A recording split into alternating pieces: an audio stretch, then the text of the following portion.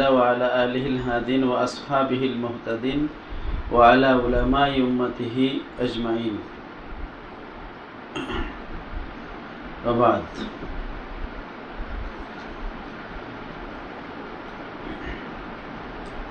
بسم الله الرحمن الرحيم به قال حدثنا ابن شهاب عن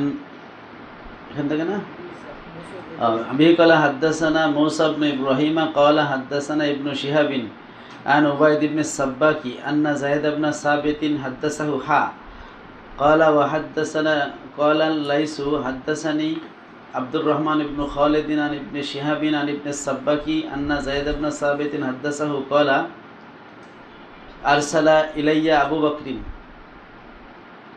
জায়েদ ইবনে সাবিত রাদিয়াল্লাহু আনহু যিনি হচ্ছেন রাইসু কুত্তাবিল ওহী কাতিব ওহীদের প্রধান ছিলেন, তিনি বলতেছেন যে আবু বকর রাদিয়াল্লাহু আনহু আমার কাছে রাসূল পাঠালেন, দূত পাঠালেন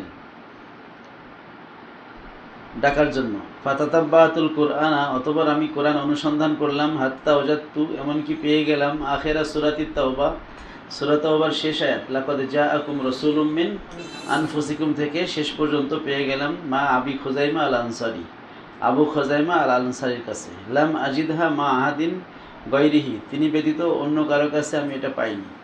সেটা ছিল লাকাদ জাআকুম রাসূলুম মিন আনফুসিকুম হাত্তা খাতামাতি বারাআত, সূরা বারাআতের শেষ পর্যন্ত। এটা হচ্ছে কোরআন সংকলনের একটা ঘটনা, যে যখন হযরত উমর রাদিয়াল্লাহু আনহু তিনি রাসূল আবু বকর রাদিয়াল্লাহু কাছে আসলেন, এসে বললেন যে বিভিন্ন যুদ্ধে, ইয়ামামার যুদ্ধের পরে বিশেষ করে হাফেজ সাহাবীরা শহীদ হয়ে যাচ্ছে, এতে কোরআন চলে যাওয়ার একটা আশঙ্কা। তো সবাই থাকতে থাকতে কোরআনটা একটা পাণ্ডুলিপির মধ্যে সংরক্ষণ করুন। আবু বকর রাদিয়াল্লাহু আনহু প্রথমত তিনি রাজি ছিলেন না এবং বলেছিলেন কাইফা আফআলু মা লাম ইয়াফআলহু রাসূলুল্লাহ সাল্লাল্লাহু আলাইহি ওয়াসাল্লাম, যেই কাজ আল্লাহর রাসূল করেননি সেটি আমি কিভাবে করতে পারি। হযরত উমর বলেছেন আল্লাহ ইন্নাহু খায়র, আল্লাহর কসম এটা ভালো কাজ, আল্লাহর কসম এটা কি কাজ, ভালো কাজ। এরপরে অনেক কথাবার্তার পরে আবু বকর যখন রাজি হলেন, তখন তিনি যায়েদ বিন সাবিতকে ডাকলেন। এখানে সংক্ষেপে হাদিসটা আনা হয়েছে, অন্য জায়গায় এটা বিস্তারিত আছে। তো যায়েদ বিন সাবিত উনিও প্রথমে বললেন যে যেই কাজ আল্লাহর রাসূল করেন না সেই কাজ আপনারা কিভাবে করেন, কাইফা তাফআলানি আমরান লাম ইয়াফআলহু রাসূলুল্লাহ সাল্লাল্লাহু আলাইহি ওয়াসাল্লাম। তো তারা বুঝাইলো যে এটা ভালো কাজ। তো যায়েদ বিন সাবিত বলেন যে তারা যদি আমাকে একটা নকলা জাবাল, একটা পাহাড় জায়গা থেকে সরানোর দায়িত্ব দিত, সেটাও এত কঠিন হতো না যে কোরআন সংকলনের দায়িত্ব দেওয়া হলো। যাই হোক, যায়েদ বিন সাবিত রাদিয়াল্লাহু আনহু তিনি যেহেতু হাফেজে কোরআন ছিলেন, মানে পুরো কোরআন তার মুখস্থ ছিল, প্লাস তিনি কাতিবে ওহী ছিলেন, রাসূল সাল্লাল্লাহু আলাইহি ওয়াসাল্লামের যুগে প্রধান কাতিবে ওহী। মুস্তাদরাকে হাকিমে আছে যে যখনই যায়েদ বিন সাবিত কোনো ওহী লিখতেন, লেখার পরে সেটা হচ্ছে রাসূলুল্লাহ সাল্লাল্লাহু আলাইহি ওয়াসাল্লামের কাছে পেশ করতেন, পড়ে শোনাতেন। যদি লেখা ঠিক থাকতো তখন হুজুর বলতেন ঠিক আছে, আর যদি উনি যখন পড়ে শোনানোর পরে যদি লেখায় কোনো ভুল হতো তখন বলতেন যে এইটা এইভাবে না, এইভাবে শব্দটা হবে। অর্থাৎ যায়েদ বিন সাবিত শুধু লিখেই ক্ষান্ত হতেন না, রাসূল পাক সাল্লাল্লাহু আলাইহি ওয়াসাল্লামকে দিয়ে সেটা কি করতেন, সংশোধন করায়, সত্যায়িত করায় নিতেন। এভাবেই আল্লাহ রাসূল সাল্লাল্লাহু আলাইহি ওয়াসাল্লামের জামানায় পুরো কোরআন লেখা হয়েছে, কিন্তু সেইগুলো আলাদা আলাদা ছিল। কোনোটা মানে গাছের ছালে ছিল, চামড়ার মধ্যে ছিল, পাথরের টুকরায় ছিল, আলাদা আলাদাভাবে লেখা ছিল, কিন্তু কাগজের এরকম একটা পাণ্ডুলিপির মধ্যে ছিল না। আবু বকর রাদিয়াল্লাহু আনহু আমলে যেটা হলো সেটা হলো একটা পাণ্ডুলিপি, ওই যুগে যে কাগজ পাওয়া যেত সে ধরনের একটা কাগজ দিয়ে একটা বইয়ের মতো তৈরি করা হলো, যাতে এক পাণ্ডুলিপির মধ্যে কি থাকে, পুরো কোরআন থাকে। নাহলে দেখা যাবে ঘর বোঝাই পাণ্ডুলিপি, এই টুকরাতে এই টুকরাতে, সেটা তো হারায় যাওয়ার সম্ভাবনা। একটা পাথরের টুকরা হারায় গেলে তো কোরআন হারায় গেল।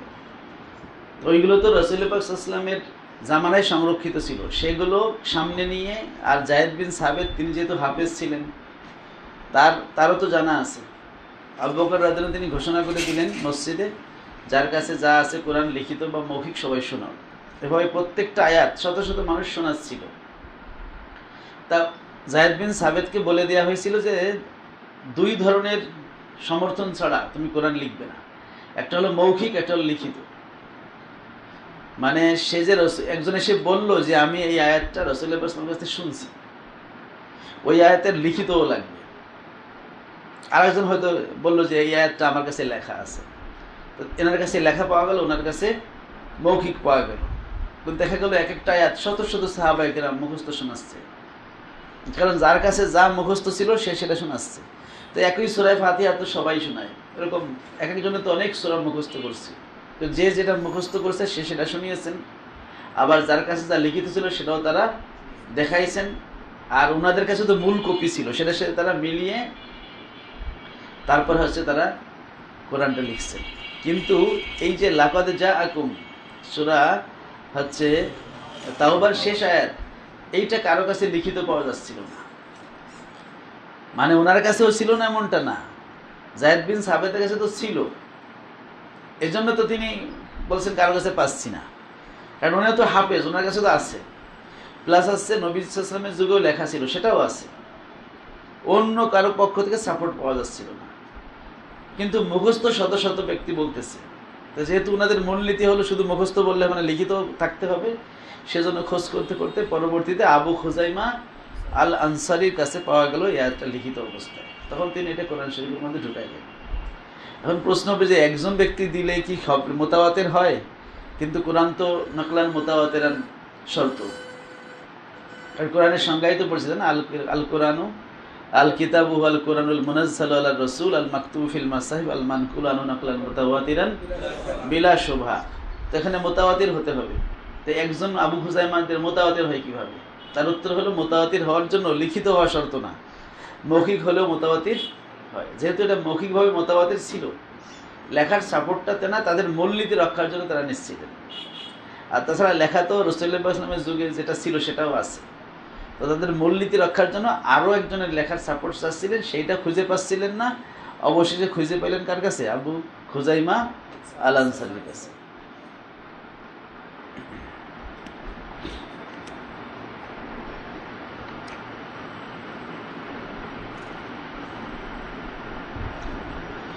وفي قال حدثنا يحيى بن بكير قال حدثنا الليث عن يونس بهذا وقال ما أبي خزيمة الأنصاري। বললেন যে আবু খুজাইমা আনসারীর সাথে বা কাছে হচ্ছে ওই সূরা বাকারা তাওবার শেষ আয়াতটা পাওয়া গেল। অবি قال حدثنا মুআল্লা ইবনে আসাদিন قال حدثنا وهيب عن سعيد عن قتادة عن أبي العالية عن ابن عباس قال كان النبي صلى الله عليه وسلم يقول عند الكريم। আল্লাহর নবী সাল্লাল্লাহু আলাইহি ওয়াসাল্লাম তিনি হচ্ছেন মানে যখন কোনো সমস্যায় পড়তেন তখন বলতেন, কারিব মানে টেনশন বা কোনো দুশ্চিন্তা, বা কোনো হচ্ছে বিপদ আপদের সময়, দুশ্চিন্তার সময়, টেনশনের সময় এই দোয়াটা পড়তেন। দোয়াটা কি? লা ইলাহা ইল্লাল্লাহুল আলিমুল হালিম, লা ইলাহা ইল্লাল্লাহু রব্বুল আরশিল আজিম, লা ইলাহা ইল্লা হুয়া রব্বুস সামাওয়াতি ওয়া রব্বুল আরদি ওয়া রব্বুল আরশিল কারীম। তো এই হাদিসটা এবং আগের হাদিসটা, এই দুইটা হাদিসই এই বাবের মধ্যে কেন আনা হলো? কারণ এই বাবের নাম ছিল, বাবের নাম কি ছিল? বাবু ওয়াকান আরশু আলাল মা, তাই না? আরশ নিয়ে, আরশ সম্পর্কে অধ্যায়টা ছিল।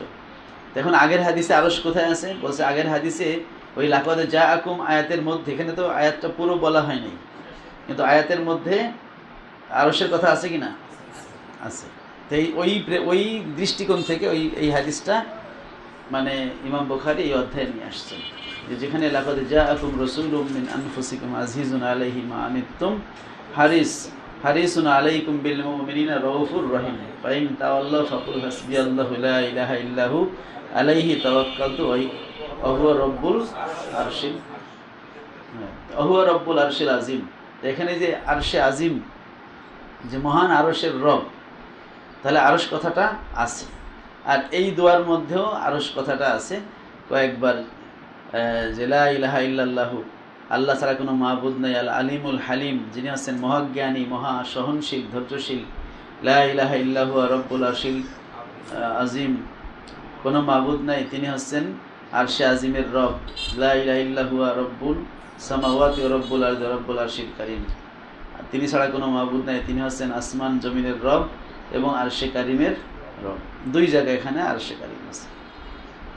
তো এই যে রব্বুল আরশিল আজিম বা রব্বুল আরশিল কারিম, এই কথা উল্লেখ করে ইমাম বুখারী বোঝাতে চাচ্ছেন যে আরশ এটা অনাদি না। আরশ কি না? কারণ আরশ যদি অনাদি হতো তাহলে তার আবার রব থাকতো না। কারণ রব হচ্ছে আল্লাহ আর আরশ হচ্ছে মারবুব, আর যা কিছু মারবুব তা কিছু মাখলুক, তাই না? কারণ রবের কাজই হলো কি করা? সৃষ্টি করা।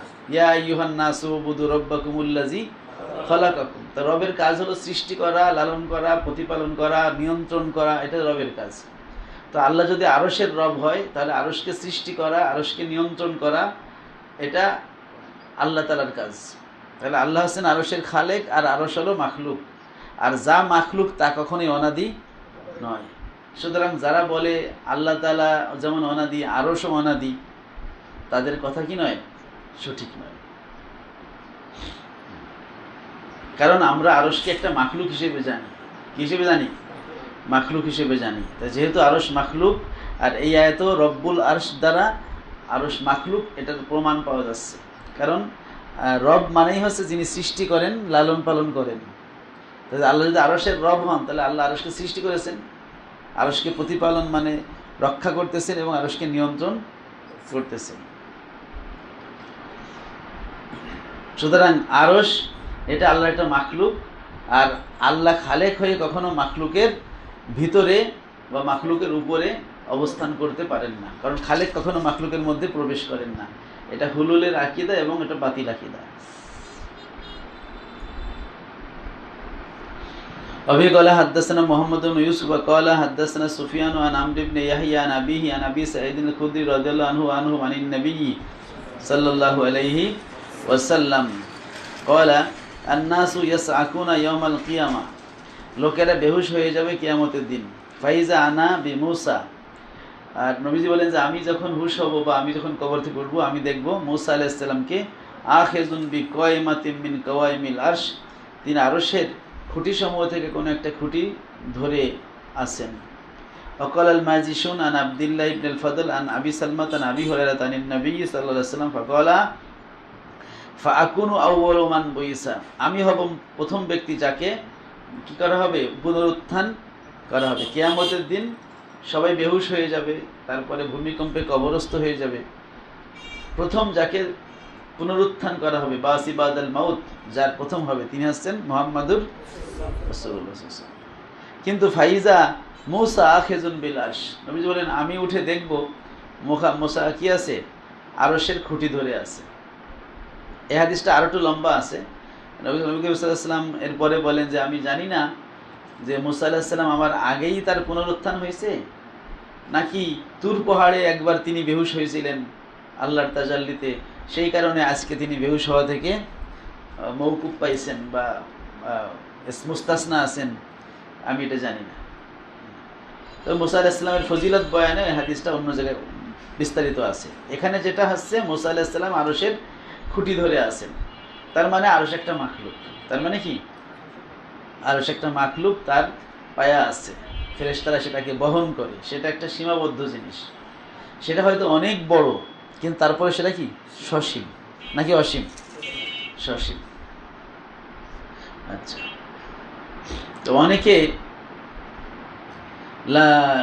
কি বলে ওয়াইন্নাকা লাআলা খুলুকিন আযীম, নবীজির চরিত্র বর্ণনা করতে গিয়ে খুলুকে আজিম, এই আজিমের ব্যাখ্যা করতে গিয়ে বলছে আরশে আজিম, খুলুকে আজিম মানে হচ্ছে কি বলে অসীম। এমন একটা কথা বলে যে অসীম, নবীজির চরিত্র অসীম না। নবীজি যেহেতু মাখলুক, তার সকল সিফাত মাখলুক, আর মাখলুকের বৈশিষ্ট্য হলো মাখলুক সসীম। আল্লাহ ছাড়া কোনো কিছুই কি না? অসীম না। হ্যাঁ, রাসূলুল্লাহ সাল্লাল্লাহু আলাইহি ওয়াসাল্লামের সেই সসীমের সীমা কত দূর সেটা আমরা জানি না, এটা হয়তো অনেক, এটা হয়তো মাখলুকের সবার মিলে যত সীমা হবে তার চেয়ে বেশি সীমা নবীজির। কিন্তু তার মানে এটা না যে এটা অসীম, তাই না? এটা হচ্ছে অনেক সময় বড়কে আমরা মানে মাজাজান অসীম বলি। ওই যে মানুষে গান গায় না, নদীর কুল নাই কিনারা নাই রে। আসলে কি কুল কিনারা নাই? কুল কিনারা আছে, কিন্তু এত বড় নদী বা এত দূরে কিছু দেখা যাচ্ছে না, এটাকে কি কুল নাই কিনারা নাই রে গান গান গায়। মানে এটা হচ্ছে মোবালাগাতান, কিন্তু এটা হাকিকাতান না। বুঝতে পারছেন? মোবালাগায় মানুষ প্রশংসা করতে গিয়ে অনেক কিছু বলে। তা নবী আছেন অসীম চরিত্রের অধিকারী, এটা মোবালাগান যদি বলে, মাজাজান বলে, সেটা ঠিক আছে। কিন্তু এটা হাকিকাতান যদি কেউ মনে করে যে নবীজি চরিত্র অসীম, তাহলে এটা সঠিক হবে না। ঠিক আছে? নবীজি সাল্লাল্লাহু আলাইহি সাল্লামের সকল সিফাতের সীমা আছে। সকল সিফাতের কি আছে? সীমা আছে।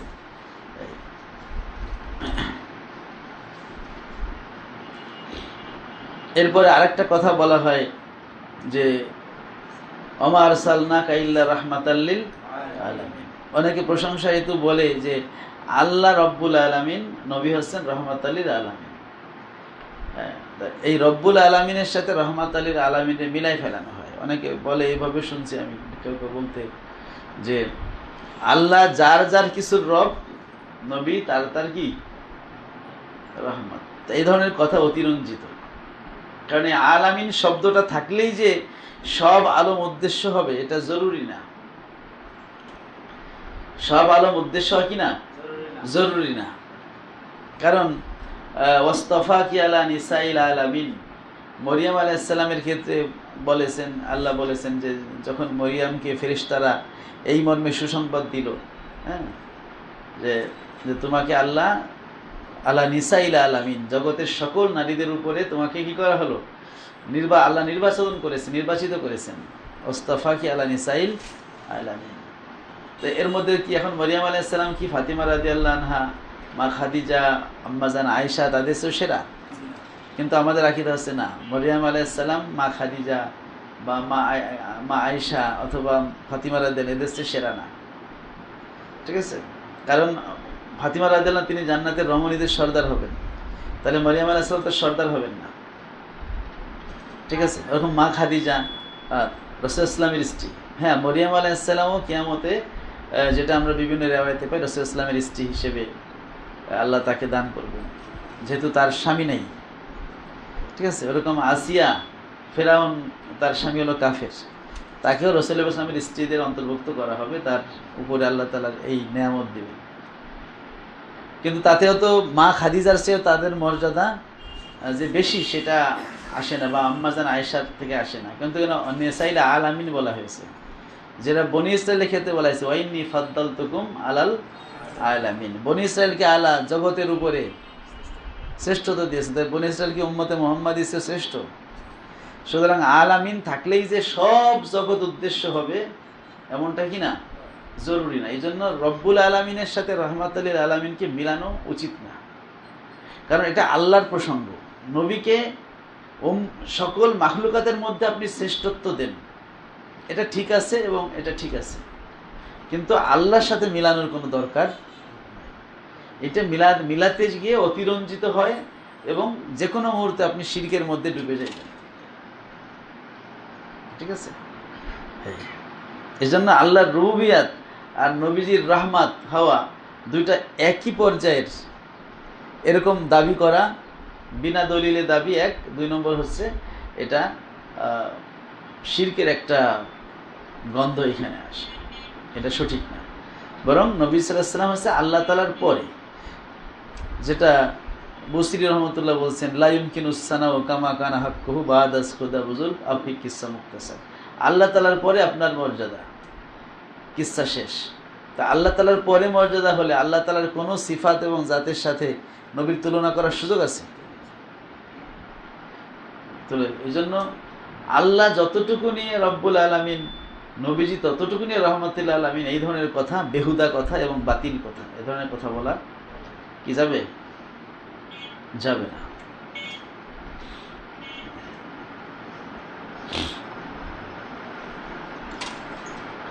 কারণ রাসূল পাক সাল্লাল্লাহু আলাইহি ওয়াসাল্লামকে আল্লাহ কাদের জন্য প্রেরণ করেছেন?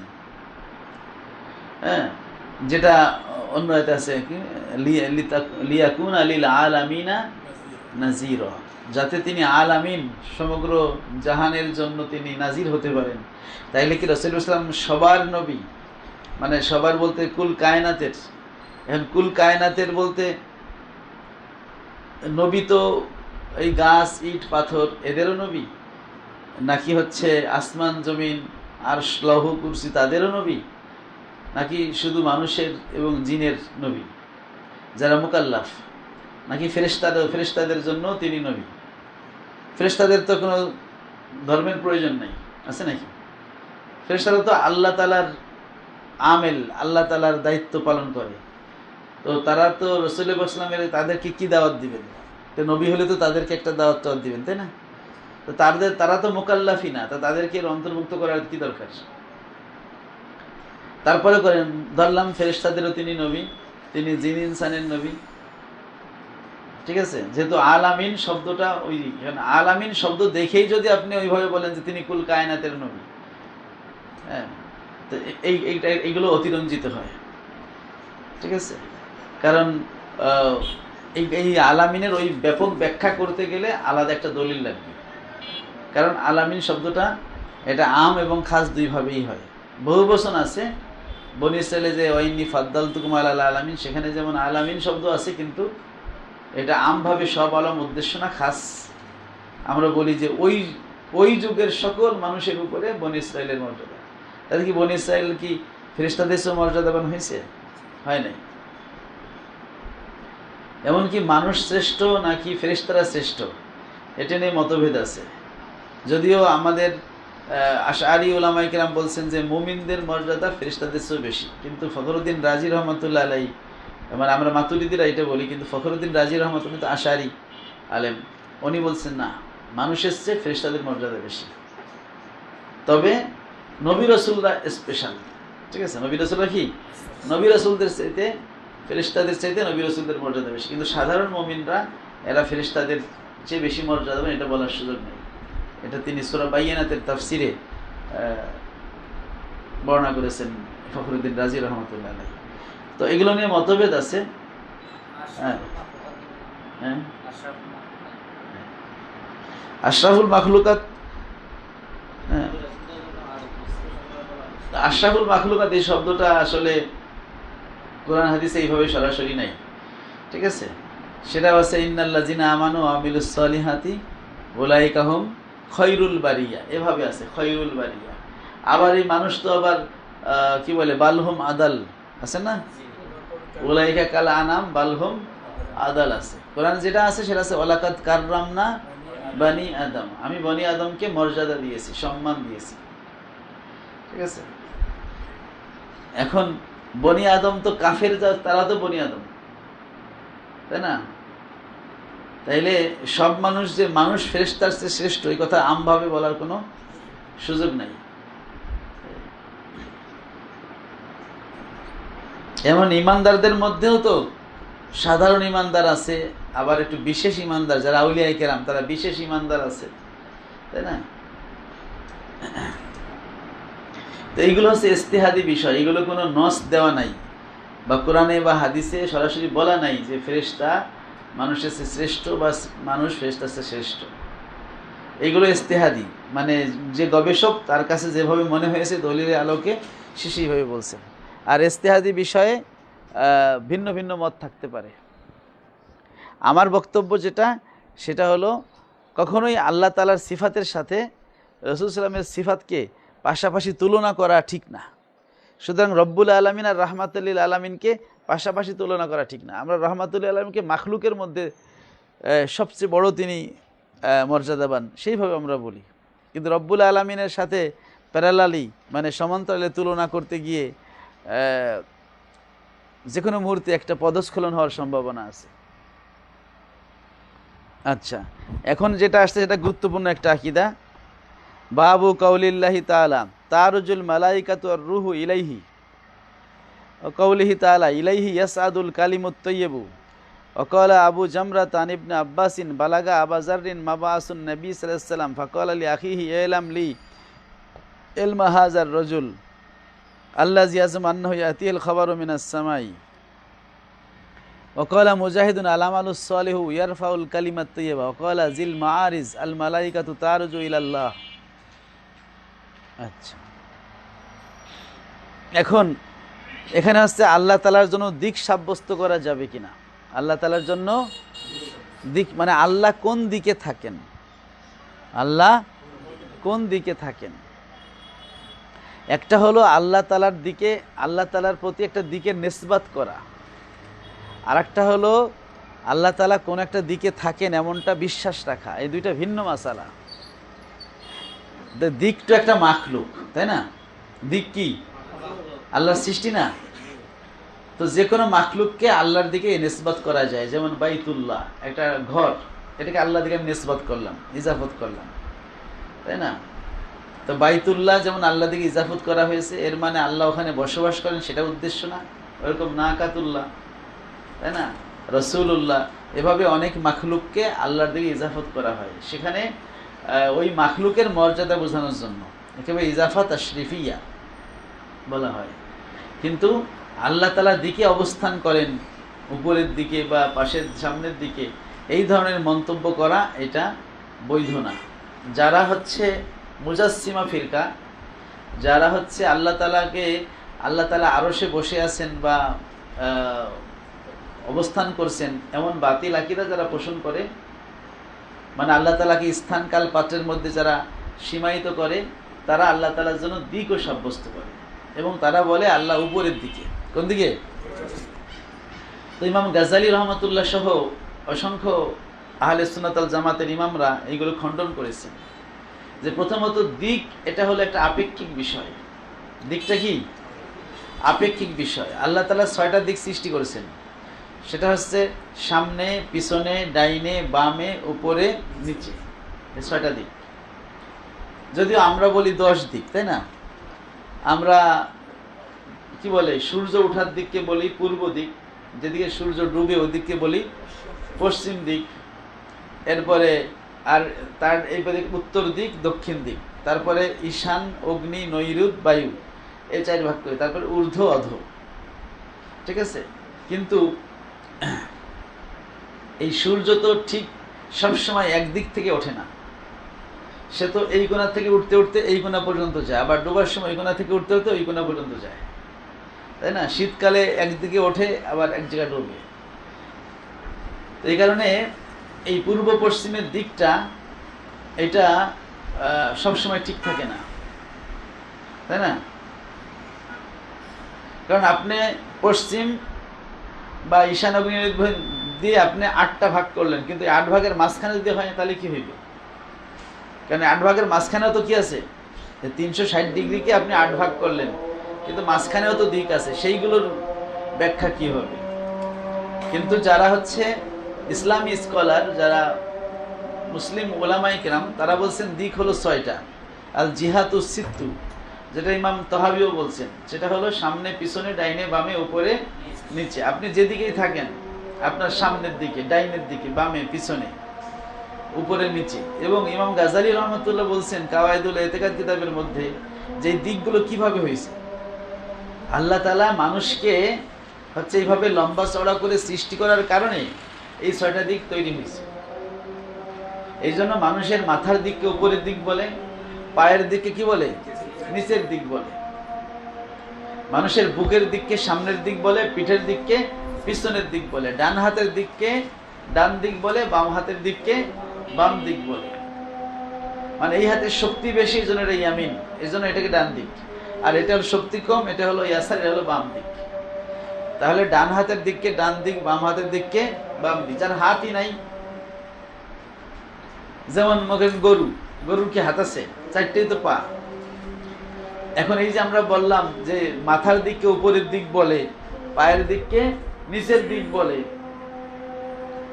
এটা যে আপেক্ষিক তার প্রমাণ হলো অন্য প্রাণীর ক্ষেত্রে গেলে এই দিকগুলো ঠিক থাকে না। যেমন গরুর মাথা তো সামনের দিক থাকে, গরুর পিঠ আমাদের মাথার দিক আর গরুর পিঠের দিক, তাই না?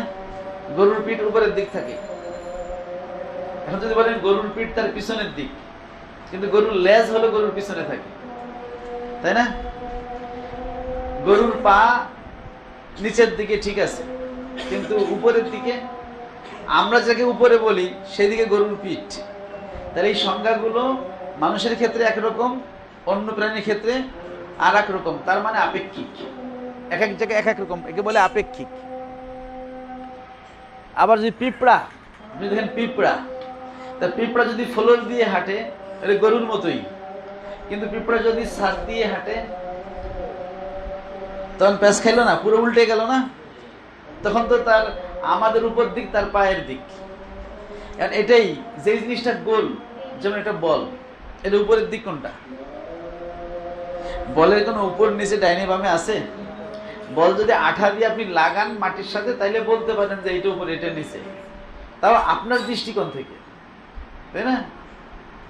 আপনি বলের যদি উপরে নিচে আঠা দিয়ে লাগায় বোঝালেন যে মাটির সাথে যেটা লাগিয়ে আছে সেটা নিচে আর বিপরীতটা উপরে, তার ডাইন বাম কোনটা? ডাইন বাম তো আপনি বলের কোন সাইডে দাঁড়ায় আছেন সেটা দিয়ে। যেমন 6 আর 9 নিয়ে একটা কাহিনী আছে না ইংরেজিতে, ও বলবে 6, এ বলবে 9। তো এখনকার একটা বলের ডাইন দিক কোনটা বাম দিক কোনটা? আপনি এ পাশে, আপনি বলছেন এটা ডাইন, কিন্তু ও ও ওই পাশে যে সে বলছে ওইটা এইটা ডাইন। এটা আপেক্ষিক হলো না?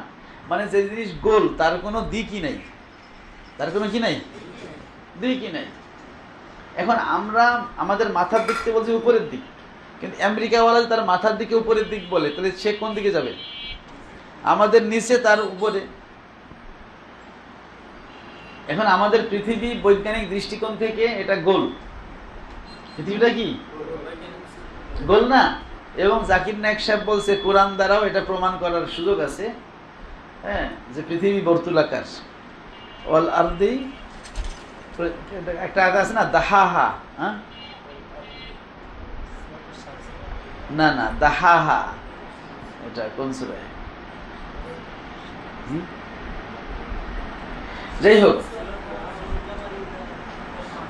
না না না দুহাহা না, দাহাহা, না না, এটা 30 পারে। ওয়াল আরদা বাদা যালিকা দাহাহা, এটা কোন সূরা? সূরা নাজিয়াত, সেটা বলতে পারেন, সূরা নাজিয়াত। ওয়াল আরদা বাদা যালিকা দাহাহা, এই দাহাহা দিয়ে প্রমাণ করেছেন জাকির নায়েক সাহেব যে পৃথিবী, যে বিজ্ঞানীরা বলে বর্তুলাকার, সেটাই আয়াত দিয়ে প্রমাণ হয়। আচ্ছা, যাই হোক, এবং বিজ্ঞানীদের অনেক প্রমাণ আছে, মহাকাশের ছবি টবি বিভিন্ন দিক দিয়ে প্রমাণ আছে পৃথিবী হলো গোল, এবং সেটা ঘুরতেছে অক্ষের উপরে, যেটা কোরআন দ্বারা প্রমাণিত। যদি পৃথিবী গোলই হয়, আমরা ধরে নিলাম গোল, তাইলে যদি বলেন আল্লাহ উপরের দিকে, কোন দিকে? তাইলে আসলে কোন দিকে? গোল জিনিসের কোনো দিক হয় কি? গোল জিনিসের কোনো দিক হয় না। তাহলে উপরের দিকে আপনি কিভাবে বলেন? পুরো মহাকাশে, যদি পুরো মহাকাশে একটা জায়গায় পৃথিবীটা ঘুরতেছে সূর্যের চারদিকে, কিন্তু পৃথিবী থেকে যদি আপনাকে মহাকাশে ফেলে দেওয়া হয়, তখন আপনার উপরে নিচে ডাইনে বামে কোনটা? আপনি কোনো দিকই, পশ্চিম দক্ষিণ সামনে পিছনে কিভাবে পাইবেন? দিকটা হলো মানুষের ক্ষেত্রে, মানুষের পার দিকে সে নিচের দিক মনে করে যে আমার নিচে আমার উপরে। মানুষকে যদি আল্লাহ এভাবে না বানায়, অন্যভাবে বানাইতেন, তখন দিক অন্যরকম হইতো। তার মানে আমরা বোঝাতে চাচ্ছি ইমাম গাজালি রহমাতুল্লাহর বক্তব্য দিয়ে যে দিকটা আপেক্ষিক, এই কারণে এটা মাখলুকের সাথে সম্পৃক্ত। ঠিক আছে? একটা স্থানের মাখলুক যে পাশে দাঁড়ায় আছে তার সামনে, বুকের দিককে সে সামনের দিক বলে, তাই না? তাহলে যদি এই জায়গাটাকে আমি বলি সামনে, যে এইখানে দাঁড়ায় আছে সে বলবে ওইটা আমার পিছনে, তাই না?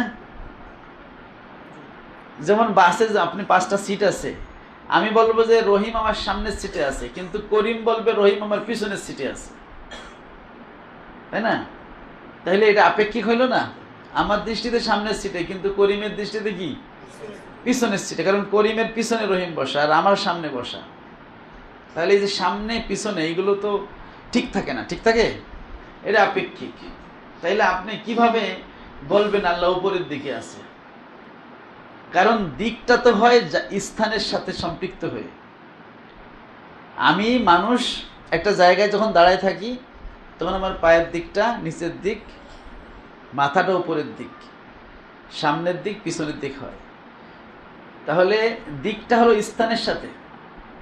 এই স্থানের এইটা সামনের দিকে, এটা পিছনে। যিনি স্থানেই অবস্থান করেন না তার সাথে কোনো দিকের প্রশ্ন করা যায়? যেহেতু আল্লাহ তাআলা স্থানের ঊর্ধ্বে, যেটা আমরা প্রমাণ করেছি বারবার, যে আল্লাহ রাব্বুল আলামিন হচ্ছেন খালিকুল মাকান, স্থানের সৃষ্টিকর্তা। স্থান যখন ছিল না তখনও তিনি ছিলেন, এই জন্য স্থানের সৃষ্টিকর্তা হয়ে তিনি স্থানের মধ্যে অবস্থান করেন না। আর যিনি স্থানে অবস্থান করেন না তার প্রতি দিকের নিসবত করাও কি নাই, জায়েজ নাই। সুতরাং আল্লাহকে বলা যাবে না তিনি অমুক দিকে অবস্থান করেন, অমুক দিকে থাকেন, এইটা বলা যাবে না। উপরওয়ালা তো অবশ্যই বলা যাবে, তিনি তো উপরেরও মালিক, ঠিক আছে। তো যাই হোক, তো আল্লাহ তাআলা উপরের দিকে, এটা লামাযহাবী যারা আছে মুজাসসিমারা বলতো আল্লাহ তাআলা কোন দিকে? উপরের দিকে। হ্যাঁ, উপরের দিক, আমাদের যতগুলো দিক আছে এর মধ্যে মাথার দিকটা হলো মর্যাদাপূর্ণ দিক। সবকিছুর মধ্যে একটা মর্যাদা আছে না? যেমন জায়গার মধ্যে সবচেয়ে শ্রেষ্ঠ জায়গা কোনটা? মসজিদগুলো, তাই না? খায়রুল বেকায়ে মাসাজিদুহা, আর শারুল বেকায়ে আসওয়াকুহা। আবার মসজিদের মধ্যে শ্রেষ্ঠ মসজিদ কোনটা? আল্লাহর ঘর বাইতুল্লাহ, তাই না? তো এভাবে সবকিছুর মধ্যেই কিন্তু একটা তাফদিল আছে। তিলকার রসুল ফাদ্দালনা বাদাহুম আলা বাদ, নবী রাসূলের মধ্যেও কেউ শ্রেষ্ঠ কেউ কম শ্রেষ্ঠ আছে। ওইরকম দিক, যে 6টা দিকের কথা বললাম, এই 6 দিকের মধ্যে আশরাফুল জিহাদ, শ্রেষ্ঠ দিক কোনটা? উপরের দিক। তো যেহেতু উপরের দিক শ্রেষ্ঠ, এ কারণে মাখলুকের মধ্যে যেটা শ্রেষ্ঠ ওটাকে অনেক সময় আল্লাহর দিকে ইজাফত করা হয়। কি করা হয়?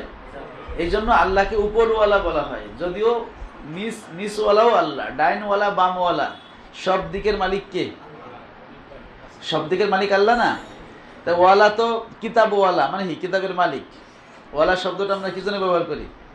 মালিক বুঝাতে। তাহলে আমরা যখন বলি উপরওয়ালা, মানে আল্লাহ হচ্ছেন উপরের মালিক, কিন্তু আল্লাহকে নিচওয়ালা বলি না। কেন? যে এই যে 6টা দিক, এর মধ্যে উপরের দিকটা হলো মর্যাদাপূর্ণ, আর আল্লাহর দিকে সবচেয়ে যেটা বেশি মর্যাদা, ওটাকেই কি করা হয়?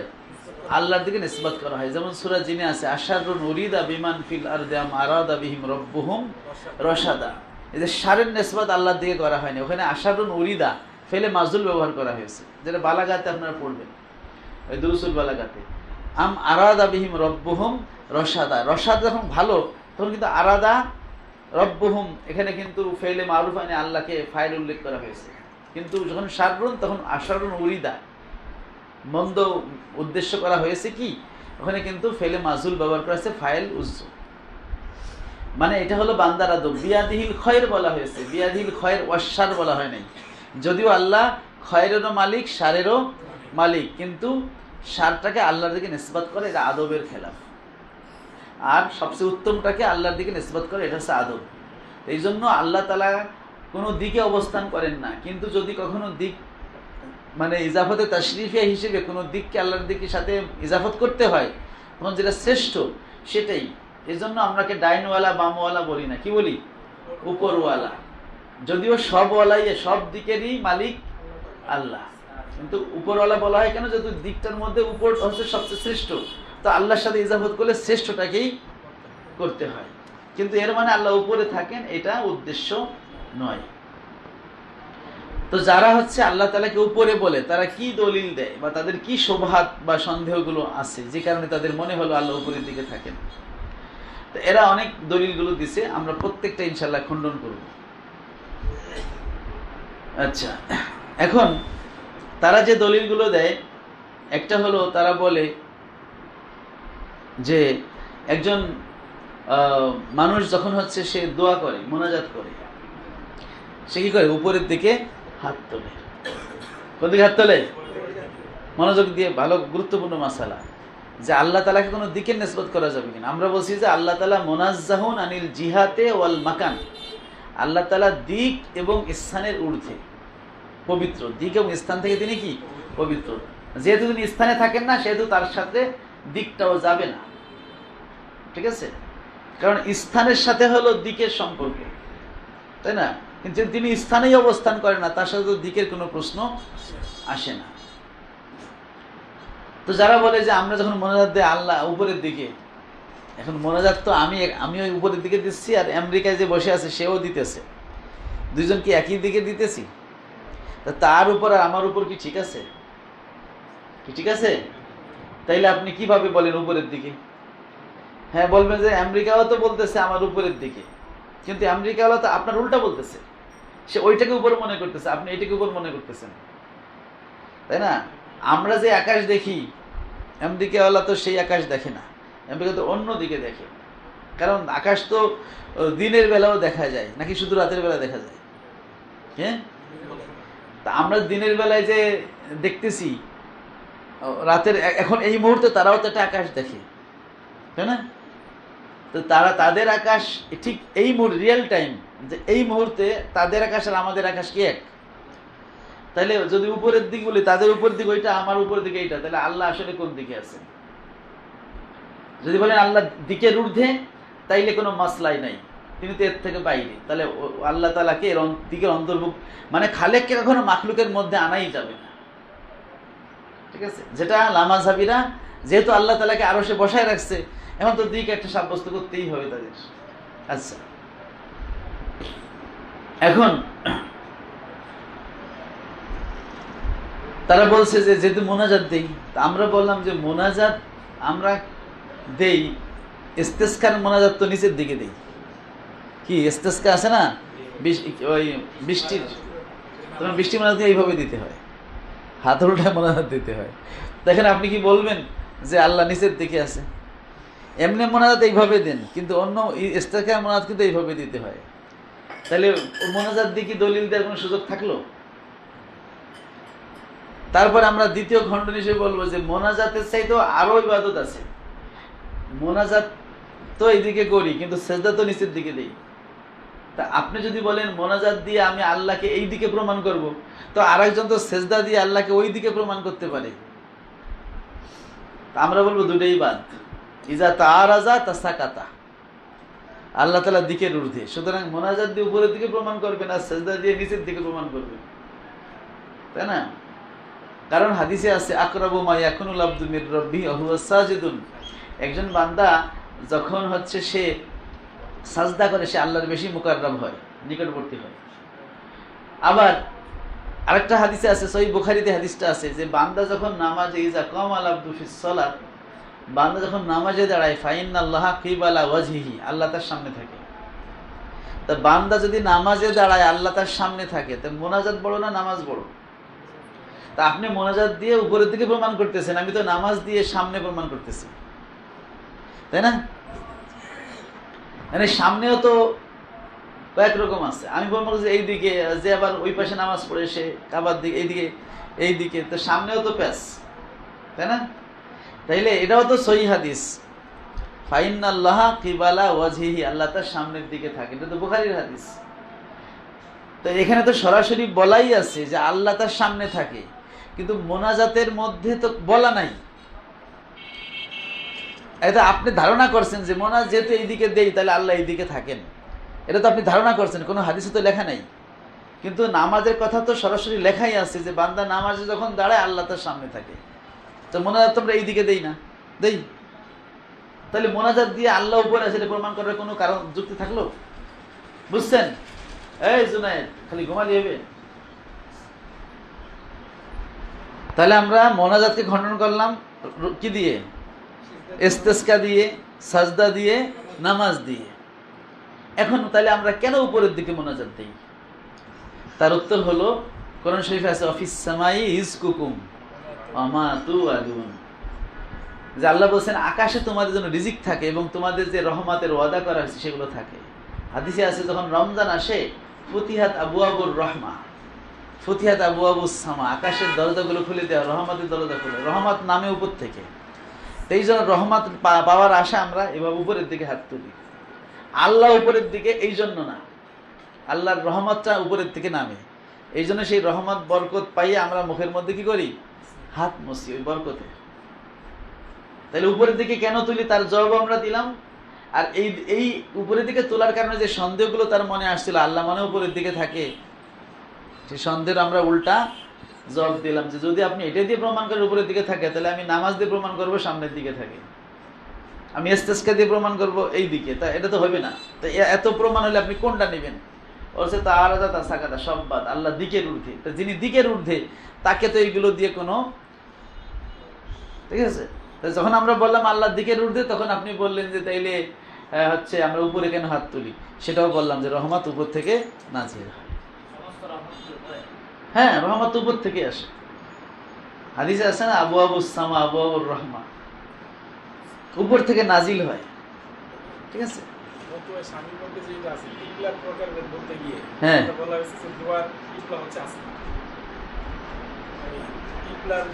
হ্যাঁ, হ্যাঁ, হ্যাঁ, হ্যাঁ, দোয়ার কেবলা আসমান, আর দোয়ার সময় বসার কেবলা কাবার দিকে, যে কাবার দিকে বসে দোয়া করা মুস্তাহাব, আর হাতটা উপরের দিকে কেবলা।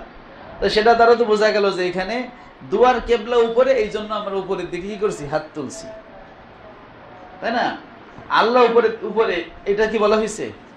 বলা হয়েছে দুয়ার কেবলা উপরের দিকে। এটাও আমাদের একটা ফতোয়া, স্বামীর ইবাদত, এটাও আমাদের একটা দলিল যে দুয়ার কেবলা হলো উপরের দিকে। আর দুয়ার কেবলা উপরে কেন ঠিক করা হলো? কারণ রহমত উপরের থেকে নামে। আর কোরআন শরীফে আছে অফিস সামাই রিজকুকুম ওয়া মা তুআদুন। গেল এটা খালাস।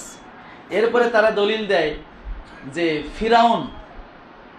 ফিরাউন হামানকে বলছিল, ইয়া হামান ইবনুলি সরহান লাআল্লি আত্তালিউ ইলা ইলাহি মূসা। যে ফিরাউন তার প্রধানমন্ত্রী হামানকে বলল যে হে হামান, আমার জন্য একটা বিশাল উঁচু অট্টালিকা বানাও, আমি একটু উকি দিয়া মুসার আল্লাহরে দেখব। তো এরা বলে যে ফিরাউন বুঝলো যে আল্লাহ উপরের দিকে, হুজুররা বোঝে না, এই সুন্নিরা বোঝে না। আমরা বলি ফিরাউনের আকীদা তোমরা নিতে পারো, ফিরাউনের আকীদা আমরা নেই না। আমরা ফিরাউনি আকীদায় নেই না। তোমরা যে আল্লাহর উপরের দিকে বলে, এটা ফিরাউনি আকীদা, ওটা আমরা নেব না। মুসা আলাইহিস সালাম তো বলে নেই। যদি মুসা আলাইহিস সালাম বলতো যে আল্লাহ উপরের দিকে, ঠিক আছে, তাইলে আমরা মানতাম যে আল্লাহর একজন নবী বলছেন। ওটা বলছে ফিরাউন, সে তার ধারণা মতো বলছে। ফিরাউন মনে করছে আল্লাহ মনে হয় আকাশে বসে থাকে, তার ধারণা মতে সে একটা বিল্ডিং মানে উপরে উঠে দেখবে, তীর মারি আল্লাহকে মেরে ফেলবে। এটা ফিরাউনের একটা বোকামি, কারণ ফিরাউনের কাছে তো তাওহীদ ছিল না। সুতরাং একজন মানে খোদাদ্রোহী, একজন নাস্তিক, একজন ফিরাউনের কথায় তো আমাদের মুসলিমদের আকীদা প্রমাণ হইতে পারে না। গেল, ওটা আমরা রদ করে দিলাম। আচ্ছা, এরপরে তারা দলিল দেয় কয়েকটা আয়াত দিয়ে, যে আয়াতগুলো এখানে আমরা ইমাম বুখারীর নিয়ে আসছেন। হ্যাঁ, হ্যাঁ, আচ্ছা বলি, বলে ওই যে ওইটাই আলোচনা করি। তারা বলে আমিনতুম মান ফিস সামাই আইয়াখসিফা বিকুমুল আরদ। তোমরা কি নিরাপদ হয়ে গেছো? মান ফিস সামা, মান যদি অহেদ ধরি, তাহলে আকাশে যিনি আছেন, তোমরা কি তার ব্যাপারে নিরাপদ হয়ে গেছো? তা আকাশ যেহেতু উপরে, তাহলে আল্লাহ উপরের দিকে। আমরা বলবো ভাই, এই আয়াত দ্বারা কিন্তু আপনাদের বিপদ চলে যাইতেছে। যদি আপনি এই আয়াত দ্বারা আল্লাহকে উপরের দিকে বলেন, তাহলে এই আয়াতে বলা হয়েছে আল্লাহ আকাশে থাকেন, মান ফিস সামায়ে, মান ফিল আরশে বলা হয় নাই। কিন্তু আপনারা তো বলেন আল্লাহ আরশে। কি তাহলে আরশ তো অনেক উপরে, 7 আসমানের উপরে, সিদরাতুল মুনতাহা তারও অনেক উপরে। কি আরশ হলো সবার উপরে, কিন্তু আসমান তো নিচে, তাই না? যে আরশ যদি হয় ছাদ, আর আসমান যদি হয় দোতলা, তাই দোতলা কি বলা যায় সে ছাদে আছে? বিপরীত না? তাহলে আল্লাহকে আসমানে বললে তো আবার আল্লাহকে আরশে বলা এটা যায় না। তাহলে তো আপনাদের দলিল দিয়ে আপনারই ঠকবেন, এই দলিল দিয়েন না। এই দলিল কি করেন না? দিয়েন না। ওই আয়াতের ব্যাখ্যা আমরা কি করি? আমিনতুম মান ফিস সামাই আইয়াখসিফা বিকুমুল আরদ, যে তোমরা কি আকাশের যিনি মালিক, আমরা বলি মান ফিস সামাই কুদরাতুহু, যিনি আকাশের কর্তৃত্ববান, আকাশে যার ক্ষমতা চলে, তোমরা কি তার ব্যাপারে নিরাপদ হয়ে গেছো? মানে দুনিয়ায় যে মাতবাড়ি সরদারি করে তারা তোমরা ভয় পাও, রাজা বাচ্চারে ভয় পাও, কারণ রাজা বাচ্চারা আমাকে ধরতে পারে, মারতে পারে। কিন্তু আসমানে তো কারো রাজত্ব চলে না, এক আল্লাহর রাজত্ব চলে। ওখানে তো কোনো রাজা বাদশাহ ক্ষমতা খাটাইতে পারে না। তা তোমরা কি দুনিয়ার রাজা বাদশাদের ভয় পাচ্ছ, কিন্তু আসমানে যার কর্তৃত্ব চলে তার ব্যাপারে নিরাপদ হয়ে গেছো? এটা হলো আয়াতের অর্থ, আই মান ফিস সামাই কুদরাতুহু। এজন্য আমরা বলি যে যিনি আকাশে যার কর্তৃত্ব চলে, তোমরা কি তার ব্যাপারে নিরাপদ হচ্ছ? অথবা এখানে যদি মান দ্বারা যদি আপনি ওয়াহেদ অর্থ না নিয়ে জমা অর্থ নেন, তা আমিনতুম মান ফিস সামা, আকাশে যারা আছে তোমরা কি তাদের ভেবে নিরাপদ হয়েছো? আকাশে কারা থাকে? আল্লাহর সৈনিকরা, ফেরেশতারা। তাদেরকে বোঝা যাচ্ছে তোমরা দুনিয়ার সৈনিকদের ভয় পাচ্ছ, আকাশে যে আল্লাহর সৈনিকরা আছে। কারণ ফেরেশতারা তো আকাশে বসবাস করে, তাহলে মানটা যেমন ওয়াহেদও হতে পারে, মানান জমাও হতে পারে। তাহলে আয়াতের অর্থ যদি আপনি করেন আকাশে যিনি আছেন তোমরা কি তার ব্যাপারে নিরাপদ, এর পরিবর্তে অর্থ করতে পারেন আকাশে যারা আছে তোমরা কি তার ব্যাপারে নিরাপদ, তাইলে তো আল্লাহর প্রসঙ্গ আসলোই না, ফেরেশতার প্রসঙ্গ চলে আসলো। আকাশে তো ফেরেশতারা থাকে, আর আল্লাহ তো যত আযাব গজব ফেরেশতাদের মাধ্যমে কি করে? নাজিল করেন। সুতরাং যদি মানের অর্থ আপনি জমা করেন তাহলে তো তাদের দলিলই থাকলো না। আর যদি মানের অর্থ ওয়াহেদ করেন তাহলে আমরা যে ব্যাখ্যা দিলাম সেই ব্যাখ্যা নিতে হবে। নইলে তারা যদি যে ব্যাখ্যা বলে আল্লাহ আকাশে থাকে, তাহলে তাদের আরশে থাকার দাবি ছেড়ে দিতে হবে। ঠিক আছে? এটা তো শানে নজুলের বিষয় না। কোরআন শরীফের সব আয়াতে তো শানে নজুল থাকে না, তাই না? আপনার কি বলে, শাহ ওয়ালিউল্লাহ মুহাদ্দিস দেহলভী রহমাতুল্লাহ আলাইহি তিনি হচ্ছেন ওই আল ফাউজুল কাবির ওই কিতাবের মধ্যে উল্লেখ করছেন যে কোরআনের সব আয়াত কি হয় নাই? শানে নজুল হিসেবে নাজিল হয় নাই। কিছু আছে আম শানে নজুল, কিছু আছে খাস শানে নজুল। খাস শানে নজুলগুলোকে আমরা শানে নজুল বলি, নির্দিষ্ট ঘটনা, সেই ঘটনার প্রেক্ষিতে ওই আয়াতটা কি হইল? নাজিল হইল। কিন্তু আম শানে নজুল হলো যে মক্কায় বা ওই সময় পৃথিবীর মানুষ বা ভবিষ্যতে যারা পৃথিবীতে মানুষ আসবে তাদের কি প্রয়োজন ছিল, তাদের মধ্যে বাতিল আকীদা ছিল, সেই বাতিল আকীদা দূর করা এবং সহি আকীদা তাদের শিক্ষা দেওয়া, এটা প্রয়োজন ছিল। তাদের মধ্যে বাতিল আমল ছিল, কুসংস্কার ছিল, সেই বাতিল আমল তাদের থেকে দূর করে সঠিক আমল তাদের দেওয়া প্রয়োজন ছিল। পৃথিবীতে মানুষ বসবাস করলে তাদের বিধিবিধান লাগবে, কি লাগবে? সেই বিধিবিধান দেওয়া লাগবে, সেই প্রয়োজন ছিল। তো এই প্রয়োজনের প্রেক্ষিতে আল্লাহ রাব্বুল আলামিন ফাঁকে ফাঁকে বা 23 বছরের মাঝে মাঝে তিনি ওই যেগুলো আম শানে নজুল তার ভিত্তিতে কখনো আকীদা সংস্কারের আয়াত, কখনো হচ্ছে আমল সংস্কারের আয়াত, কখনো বাতিল আমলের খণ্ডন, কখনো বাতিল আকীদার খণ্ডন আয়াতগুলো নাজিল করছেন। আর এর শানে নজুল কি আমভাবে আগের থেকেই আছে। আর খাস শানে নজুল হিসেবে কিছু কিছু নাজিল, সবসময় যে খাস শানে নজুলে নাজিল হয়েছে সব আয়াতের খাস শানে নজুল নাইও। ঠিক আছে? তো যাই হোক, ওটা মক্কাবাসীদেরকে আল্লাহ বলছেন যে তোমরা কি আসমানে যারা আছে তাদের ভাবে নিরাপদ হয়ে যাচ্ছ। এখন মান শব্দ তো আপনার মান লফজান ওয়াহেদ, মানান জমা, তো দুইটা অর্থই আপনি করতে পারেন। তো যদি আপনি মানান জমা অর্থ করেন তাহলে হচ্ছে আকাশে যারা আছেন তোমরা কি তাদের ব্যাপারে নিরাপদ, এই অর্থ সঠিক, কেন আকাশে আল্লাহর সৈনিকরা আছে। ঠিক আছে?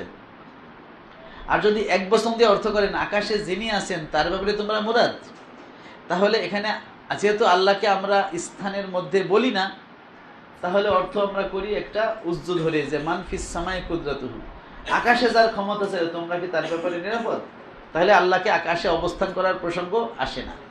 কিন্তু তারা যদি উজ্জুটা না মেনে আকাশে আল্লাহর অবস্থান করাটা বুঝায়, তাহলে তো আর রহমান ও আলাল আরশি ইস্তাওয়া দ্বারা তারা যেটা দাবি করেছিল এটা ছেড়ে দিতে হয়, কিন্তু তারা তো সেটা ছাড়ে না।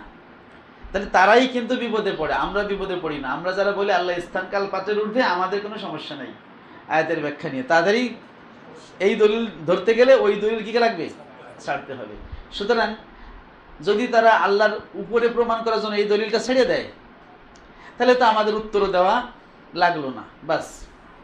আর না ছাড়লে তাদের ওইটা ছাড়া লাগবে।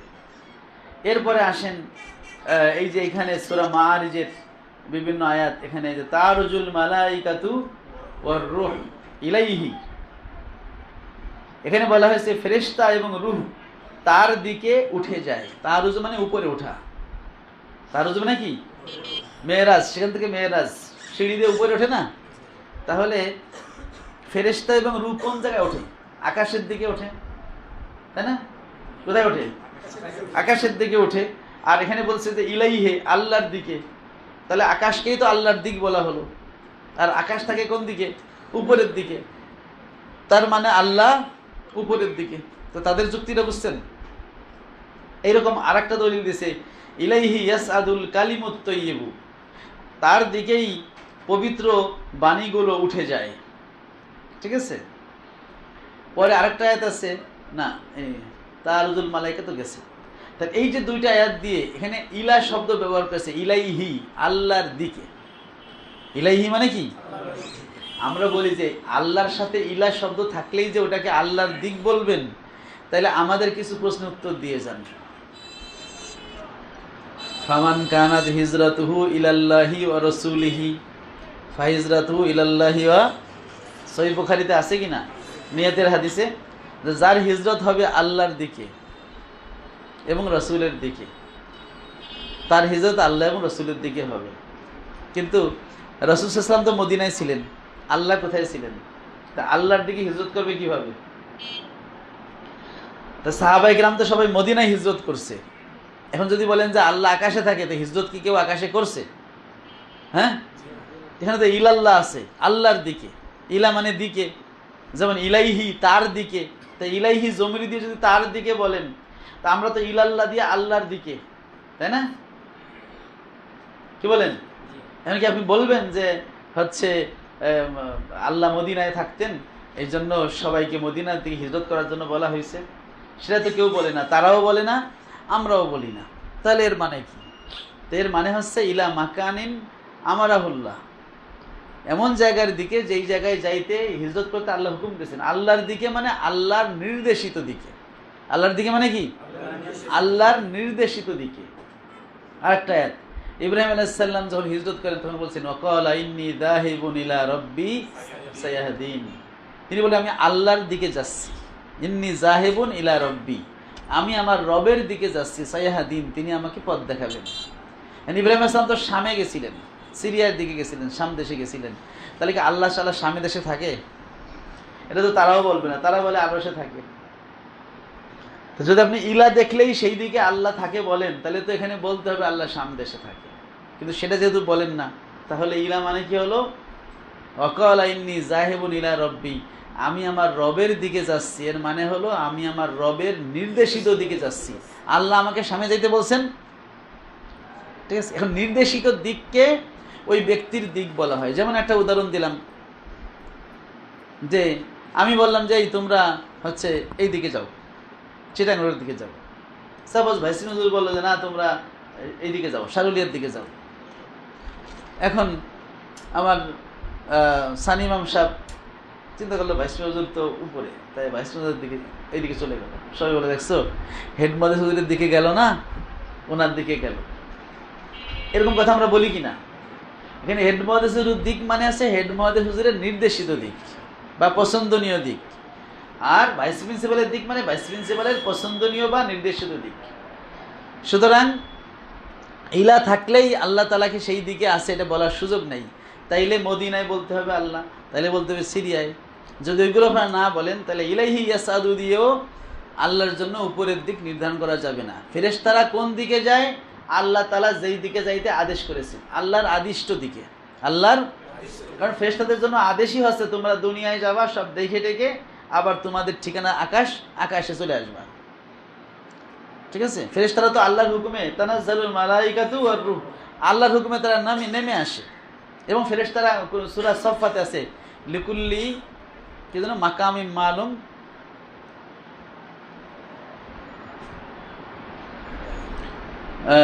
ওমা মিন্না ইল্লা লাহু, হ্যাঁ হ্যাঁ হ্যাঁ প্রথমে আচ্ছা বলেন ওমা মিন্না, ঠিক আছে? ওমা মিন্না ইল্লা লাহু মাকামুম মালুম, বলছে আমাদের মধ্যে এমন কেউ নাই ইহা ব্যতীত যার জন্য নির্দিষ্ট একটা জায়গা আছে। মানে ফেরেশতাদের জন্য একটা নির্দিষ্ট মাকাম দেওয়া আছে, যে সে কোন আকাশে থাকবে এবং আকাশের কোন পয়েন্টে সে থাকবে, কোন হালাতে থাকবে। কেউ রুকু অবস্থায় আছে, কেউ সাজদা অবস্থায় আছে, কেউ দাঁড়িয়ে তাসবিহ পড়তেছে, সারা জীবন তার ওই হালাত। কেউ বাইতুল মামুর তাওয়াফ করতেছে, কেউ বের হয়ে যাচ্ছে। যার যেখানে মাকাম, ওমা মিন্না ইল্লা লাহু মাকামুম মালুম, প্রত্যেক ফেরেশতার জন্য আল্লাহ কি করছেন? নির্দিষ্ট জায়গা নির্ধারণ করছেন। ফেরেশতারা যখন সেই নির্দিষ্ট জায়গা থেকে আল্লাহর হুকুমে দুনিয়াতে আসে বান্দার আমল পর্যবেক্ষণ করার জন্য, বা সাইয়াহিন ফেরেশতা হিসেবে সব দেখভাল করার জন্য আসে, বা আসরে এবং ফজরে মুতাআক্কিব ফেরেশতা হিসেবে বান্দার আমল দেখতে আসে আল্লাহর হুকুমে, তখন তারা আবার তাদের সেই নির্দেশিত দিকেই কি করে? ফিরে যায়। তাহলে ইলাইহি ইয়াসআদু মানে ইলা মাকানিন আমারাহুম রাব্বুহুম ইয়াসআদু, ফেরেশতারা তাদের রবের দিকে মানে রবের আদিষ্ট দিকে কি করে? হ্যাঁ, উঠে যায়। তাহলে তারুজুল মালাইকাতু ওয়ার রূহ ইলাইহি, ফেরেশতারা এবং রূহ তার দিকে উঠে যায়, মানে কি তার নির্দেশিত দিকে উঠে যায়। ইলাইহি ইয়াসআদুল কালিমুত তাইয়্যিবু, পবিত্র কালিমা বা ভালো কথাগুলো তার দিকে উঠে যায়। এখন কালিমা, একটা ফেরেশতা উঠতে পারে, তার একটা বডি আছে, কারণ যার দেহ থাকে সে উপরে নিচে যাইতে পারে, কিন্তু কথার কি কোনো দেহ আছে? তাই এর উপরে নিচের মানে কি? এখানে হচ্ছে কবুল আর নকবুল হওয়া, মানে এই কথা আল্লাহর দরবারে পৌঁছে গেছে, এর মানে হচ্ছে এই কথাটা আল্লাহ গ্রহণ করছেন, কবুল করছেন। ঠিক আছে? সুতরাং ইলাইহি ইয়াসাদুল কালিমুত তাইয়্যিব দ্বারা উদ্দেশ্য হলো পবিত্র কালিমাগুলো আল্লাহ কবুল করে নেন। এখানে উপরে ওঠা নিচে ওঠার কোনো বিষয়ই না, কারণ কালিমা তো অশরীর, অশরীরের উপরে যাওয়া নিচে যাওয়ার কোনো সুযোগ নাই। ফলে এখানে উপরে দেওয়া দ্বারা উদ্দেশ্য হলো কি, তিনি কথাটা গ্রহণ করেছেন বা তিনি কথাটা জানতে পেরেছেন বা তার এলেমে গেছে, তার বলে না যে এই কথা প্রিন্সিপালের কাছে চলে গেছে। কথা কি যাইতে পারে না? কথা নিয়ে একজন লোক যায়, মানে তার তার এলেমে এটা চলে আসছে, তার এলেমে চলে আসছে। সুতরাং ইলাইহি ইয়াসাদুল কালিমুত তাইয়্যিবু, পবিত্র কালিমা বা উত্তম কথাগুলো তার দিকে উঠে যায়, মানে তিনি কবুল করেন বা তার জ্ঞানে থাকে। ওয়াকালা আবু জামরা আন ইবনে আব্বাসিন বালাগা আবা যাররিন, আবু যর গেফারির কাছে পৌঁছলো মাবাসুন নবী সাল্লাল্লাহু আলাইহি ওয়াসাল্লাম, আল্লাহর নবীর আবির্ভাবের কথা।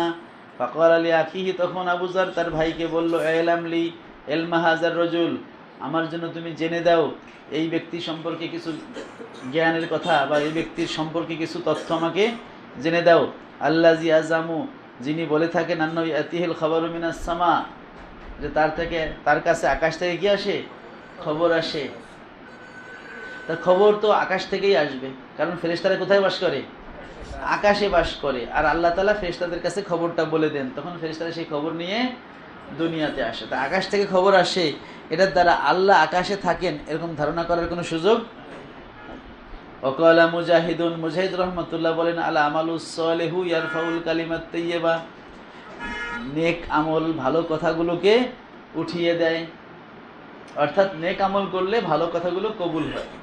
কারণ ওয়াল কালিমুত ওয়াল আমালুস সালিহু ইয়ারফাউহু, এই আয়াতের পরে আছে যে ভালো কথাগুলো ইলাইহি ইয়াসাদুল কালিমুত তাইয়্যিবু ওয়াল আমালুস সালিহু ইয়ারফাউহু, যে ভালো কথাগুলো আল্লাহর দিকে উঠে যায় এবং নেক আমলই সেটাকে উঠায়, মানে নেক আমলের কারণে ভালো কথাগুলো আল্লাহ তাআলা কবুল করেন। এখানে ইলাইহি আল্লাহর দিকে, এটা দ্বারা আল্লাহ উপরের দিকে থাকেন এইটা বোঝানোর কোনো সুযোগ নাই। আল্লাহর দিকে বলতে আল্লাহর নির্দেশিত দিকে। ইউকালু জিল মারিজ, জিল মারিজ মানে হচ্ছে মেরাজ ওয়ালা, এরা কারা? আল মালাইকা, আল মালাইকা তারজু ইলাল্লাহ, যারা মেরাজে চড়ে আল্লাহর দিকে যায়, আই ইলা মাকানিন আমারাহুমুল্লাহ, আল্লাহ তাআলার আদিষ্ট দিকে যায়। আবি ক্বালা হাদাসানা ইসমাঈলু ক্বালা হাদাসানি মালিকুন আন আবি যিনাদি আনিল আরাজ আন আবি হুরায়রা আন্না রাসূলুল্লাহ সাল্লাল্লাহু আলাইহি ওয়াসাল্লাম ক্বাল ইয়াতাআকাবুনা ফীকুম মালাইকাতুম বিল-লাইলি, যে পালাক্রমে আসে তোমাদের মাঝে রাতের বেলায় একদল ফেরেশতা, ওয়া মালাইকাতুম বিন-নাহারে, দিনের বেলায় একদল ফেরেশতা পালাক্রমে আসে, মানে একদল দিনে একদল রাতে আসে। ওয়াস্তামিউনা ফি সালাতিল আসর ওয়া সালাতিল ফজরে, তারা এসে মিলিত হয় ফজর এবং আসরের নামাজে। সুম্মা ইয়ারুজুল্লাযিনা বাতু ফিকুম, তারপরে উপরে উঠে যায় ওই সকল ফেরেশতারা যারা তোমাদের মাঝে রাত্রি যাপন করেছে। যারা রাতে আসে তারা ফজরের নামাজ পড়ে চলে যায়, যারা দিনে আসে মানে ফজরের সময় আসে, এরপরে হচ্ছে তারা আসরের নামাজ পড়ে চলে যায়। ঠিক আছে? তো যখন তারা চলে যায়, ইয়াসআলুহুম রব্বুহুম, আল্লাহ তাআলা তাদের সুয়াল করেন, অহুয়া আলামু বিকুম, অথচ তিনি তোমাদের সম্পর্কে ভালোই জানেন, যে কাইফা তারাকতুম ইবাদি, হে ফেরেশতারা আমার বান্দাদের কেমন রেখে এসেছো দুনিয়ায়।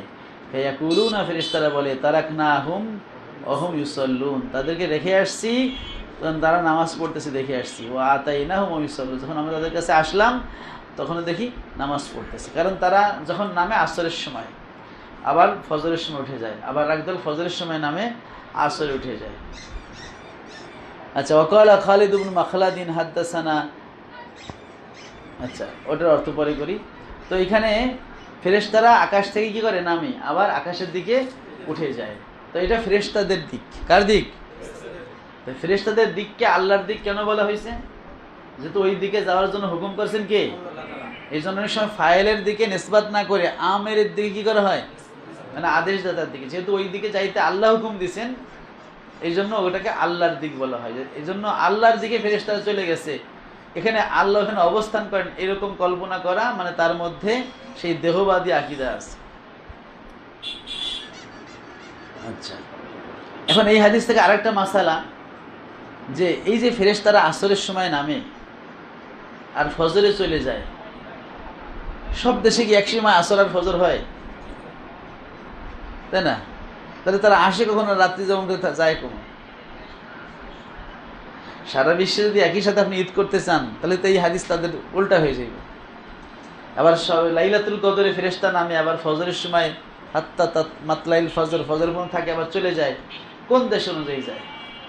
যদি বলেন যে প্রত্যেক দেশ অনুযায়ী ফেরেশতারা প্রত্যেক দেশে নাজিল হয়, ওই দেশ অনুযায়ী তারা চলে যায়, ওই দেশ অনুযায়ী আসে, ওই দেশ অনুযায়ী যায়, তাহলে তো আমাদের মাসলা সাব্যস্ত হলো। আর যদি বলেন যে না, সৌদি অনুযায়ী আসে, সৌদি অনুযায়ী যায়, তাহলে আমরা যখন শুরু করছি তাহাজ্জুদ পড়া বা শবে কদরের নামাজ পড়া, তখন ফেরেশতারা এখন আসে নাই। আবার যখন আমরা নামাজ পড়া শেষ করে ফজর হয়ে গেছে, তখন ফেরেশতারা রয়ে গেছে, যায় নাই, তাহলে তো আমরা মুসিবতে পড়ব। ঠিক আছে? এই জন্য মুতাআখির উলামায়ে কেরাম যেটা বলছেন সেটা হলো কুল্লু কওমিন মুখাতাবুনা বিমা ইনদাহুম, প্রত্যেক কওম তাদের নিজস্ব সময়সূচি অনুযায়ী মুখাতাব হবে। তার যখন জোহরের নামাজ, তখন তার জোহর পড়তে হবে, তার যখন চাঁদ উঠবে তখন সে রোজা রাখবে। ঠিক আছে? সারা বিশ্বে একই দিনে চাঁদ এবং রোজা এবং ঈদ করা, এটা অলিক কল্পনা ছাড়া আর কিছু না, এটা ধাঁধার মধ্যে আছে।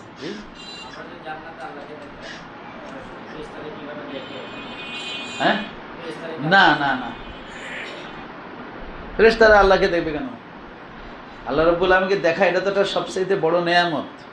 এটা আল্লাহ যাকে না দিবেন সে কি দেখতে পাবে? তা আল্লাহর আদেশ দেওয়ার জন্য কি দেখা জরুরি?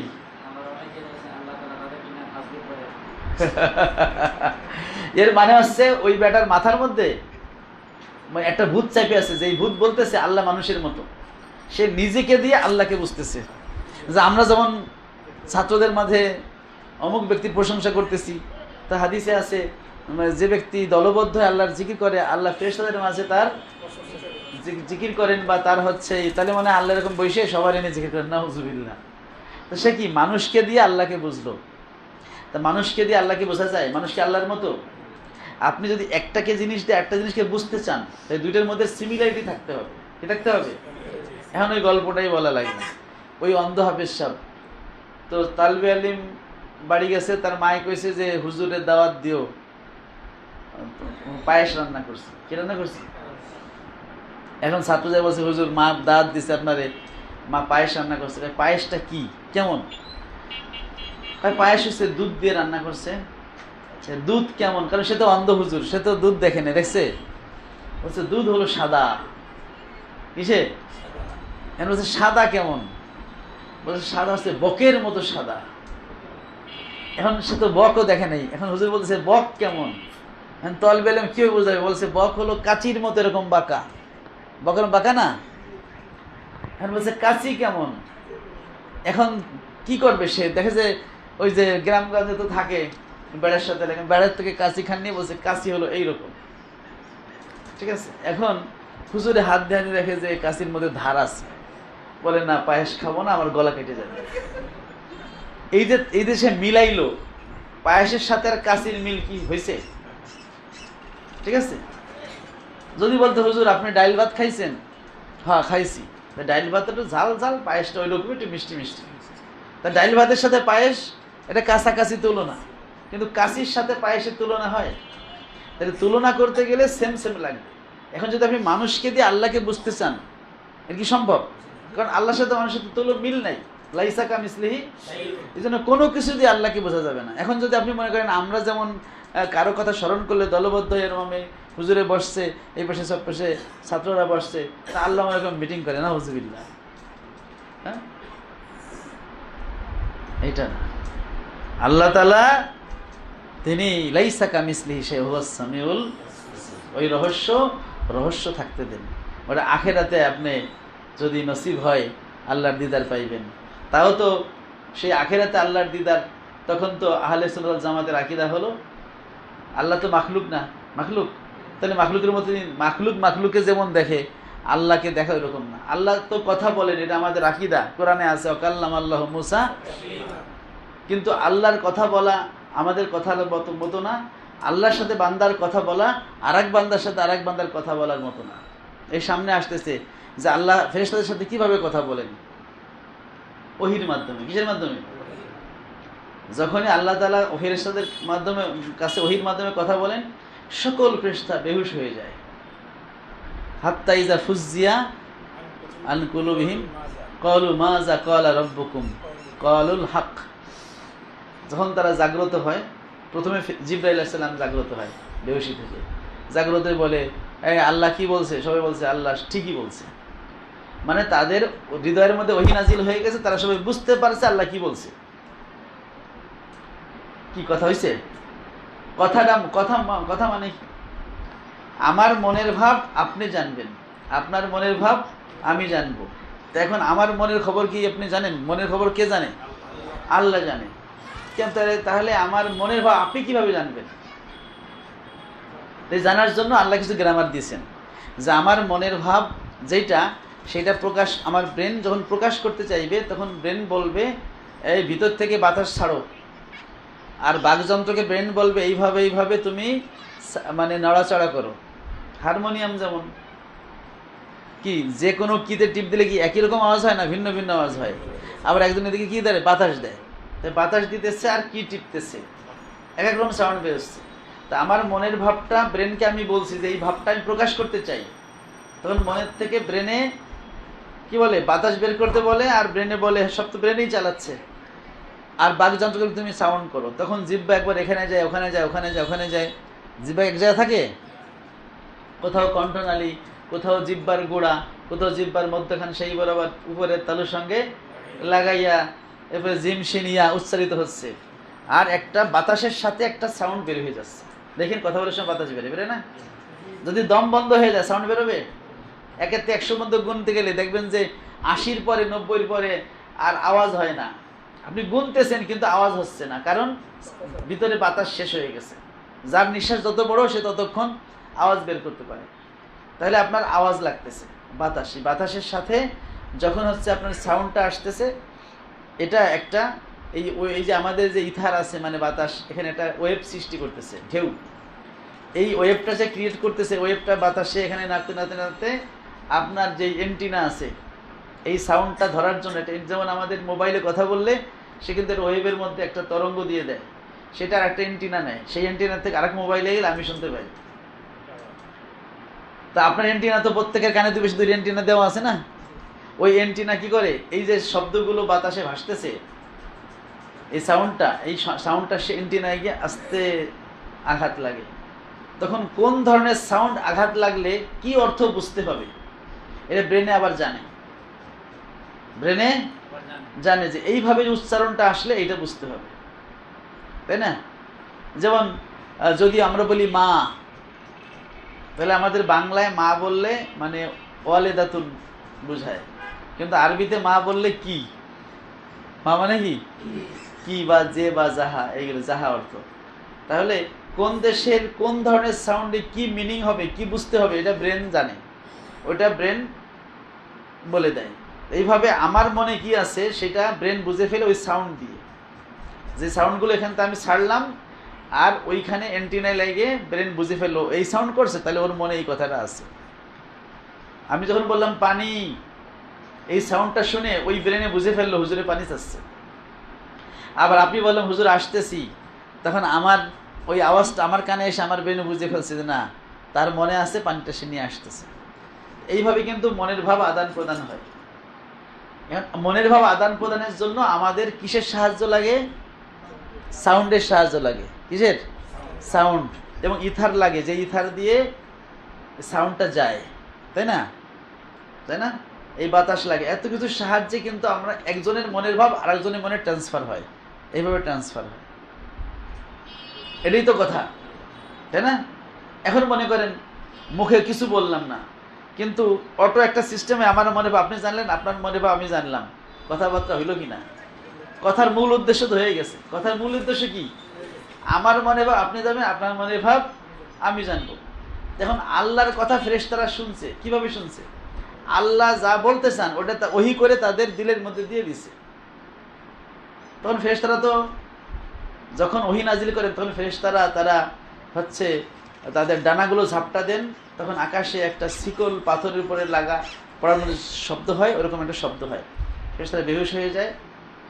যখন রাসূলুল্লাহ সাল্লাল্লাহু আলাইহি ওয়াসাল্লামের কাছে যখন ওহী আসতো তখন রাসূলুল্লাহ সাল্লাল্লাহু আলাইহি ওয়াসাল্লাম তো মাঝে মাঝে কি হতেন, খুব ঘেমে যেতেন, কষ্ট হতো, তো ফেরেশতারা বেহুশ হয়ে যায়। এরপর যখন তাদের হুশ আসে, ভয় কেটে যায়, তখন তাদের দিলের মধ্যে অনুভব করে, ও আল্লাহ তো এটাই বলছে, মনে মানে তাদের মনে ওই কথাটা তারা বুঝতে পারে। এইভাবে কথা হয়, এখানে কোনো শব্দ ব্যবহার করা হয় না, কোনো সাউন্ড ব্যবহার, কারণ আল্লাহ তাআলা কথা বলার জন্য কোনো সাউন্ডের মুখাপেক্ষী না, কোনো ওই যে দমের মুখাপেক্ষী না, কোনো কানের মুখাপেক্ষী না, কোনো বাকযন্ত্র, জিহ্বা, আলা জিহ্বা, দাঁত, মাড়ি, সেই বরাবর উপরের তালু, এইগুলোর মুখাপেক্ষী আল্লাহ তো গনিউন আনিল আলামিন। সুতরাং মাখলুক যেইভাবে মনের ভাব প্রকাশ করে, আল্লাহ তো সেভাবে মনের ভাব প্রকাশ করবেন না, তাহলে তো লাইসা কামিসলি শাইউন থাকলো না। তো আল্লাহ কিভাবে কথা বলেন নবীদের সাথে, আল্লাহ কিভাবে কথা বলবেন ফেরেশতাদের সাথে, সেটা সহিহ বুখারীর সামনে আসতেছে কিতাবুত তাওহীদে, যেটা আমরা একটা সংক্ষেপে আপনাদের কাছে বুঝাইলাম যে আল্লাহ এইভাবে কথা বলেন ওহীর মাধ্যমে। কিসের মাধ্যমে? আল্লাহ তাআলা কথা বলার সিস্টেম আছে ওহী। ওহী নাজিল করে আল্লাহ তাআলা তার কথাটা ওই বান্দার কাছে পৌঁছে দেন। আর ওই বান্দা যেটা বলে সেটা তো আল্লাহ সামিউন বাসির, সবই শুনতে পান, তাই না? তাহলে কথাবার্তা হয়ে গেল না? আল্লাহ তাআলা পৌঁছে দিলেন ওহীর মাধ্যমে, আর বান্দা বলল যে আল্লাহ আমাকে এইটা দাও, আল্লাহ আমাকে এটা দাও। সে মনে মনে বললো আল্লাহ জানেন, আর মুখে বললো আল্লাহ শুনে ফেলতেছেন, কারণ তিনি তো সামিউন বাসিরুন, তাই না? আলিমুম বিজাতিস সুদূর। তো এই যে লেনদেন হচ্ছে, এই তো কথাবার্তা হয়ে গেল। তার মানে এখানে বৈশি কথাবার্তা লাগবে, এমন কোনো কথা আছে? কথিত আছে যে একটা কথা শুনছিলাম যে বিজ্ঞান হ্যাঁ দেখা গেছে যে তারা তো গবেষণা সবসময় চলমান আছে। সেই সময় নবী মুহাম্মদ সাল্লাল্লাহু আলাইহি আজকে থেকে 1450 বছর আগে উনি আমাদের মধ্যে কথা বলতেন, সাহাবায়ে হ্যাঁ দিতেন। বিজ্ঞান হয়তো কোনো একটা সময় এমন করবে যে যেহেতু নবী সাল্লাল্লাহু কথাগুলো বাতাসের মধ্যে তরঙ্গমালা আকারে বা এটা ভাসমান আছে, এটা কি তারা ধরতে চায়, ধরে নিতে পারছে নবী সাল্লাল্লাহু সেই কথাগুলো কি তারা এমন একটা যন্ত্রের মধ্যে নিয়ে আসবে যেটা তারা প্লে করলে আমরা শুনতে পাবো। এই ধরনের একটাই তারা যদি চেষ্টা করে করতে পারে, এটা অসম্ভব কিছু না। কারণ আমি এখানে কথা বলতেছি, আমার কথাটা আপনারা শুনতেছেন, কিন্তু সেই কথাটা আমার একটা যন্ত্রের কাছে বললে সেই যন্ত্রটা এই কথাটাকে আরও শক্তিশালী করে সে ওই টাওয়ারে পৌঁছে দেয়।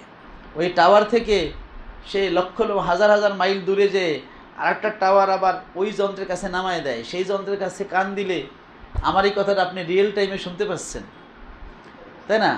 তো এই কথাগুলো তো এই ইথার দিয়েই যায়, শক্তি হয়ে যায়, তখন আর সেটাই থাকে না, ওই যে শব্দ থাকে না, সেটা শক্তি হয়ে যায়। ঠিক আছে? তো যদি তারা খুঁজে পায়, এখন কোটি কোটি মানুষ, কার কথা সাউন্ডটা কেমন কি, এটা তো আসলে ডিটেক্ট করা কঠিন। তারপর যদি তারা পায়, এটা সুবহান আল্লাহ, এটা আল্লাহর কুদরত হবে। কারণ এই আল্লাহ যে কথাগুলো সেভ করে রাখছেন, তাই না? তাহলে আমাদেরও কিয়ামতে ভয় আছে, কোন সময় কি কথা কইছি, কি সব যদি বিজ্ঞানে খুঁজে বের করতে পারে, তাহলে আল্লাহ তো খুঁজে অবশ্যই বের করবেন, ফলে সব কথাই আটকায় দিবেন আমাদের। যাই হোক, তো আল্লাহ রাব্বুল আলামিন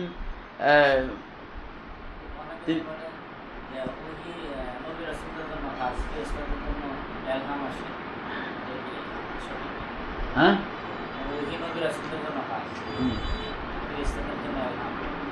না না, এলহাম ওহির বিভিন্ন ধরন আছে। ওহির কি আছে? বিভিন্ন ধরন আছে। দেখ আমাদের কথা উল্টা পাল্টা হয়ে যাচ্ছে, আমরা ওই বিষয়ে থাকি যে আল্লাহ তাআলা কোনো দিকে অবস্থান করেন কিনা, তাই না? এখন আরেকটা দলিল দেই, তার আগে আপনি যেটা বলছেন সেটা তো নয় দিলে তো, কালামুর রব মাল মালাইকা, এটা কই সূচিপত্র দেখেন তো।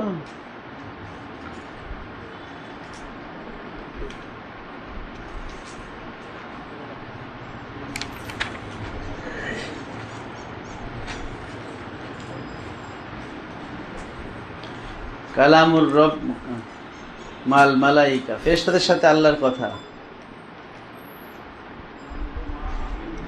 হ্যাঁ কত?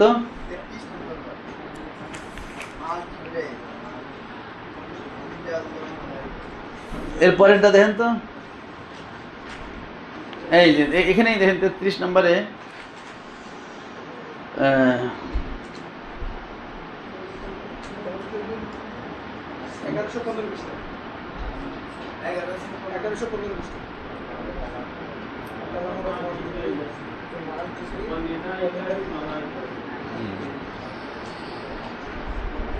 চৌত্রিশ 33 নম্বর বাপ কই?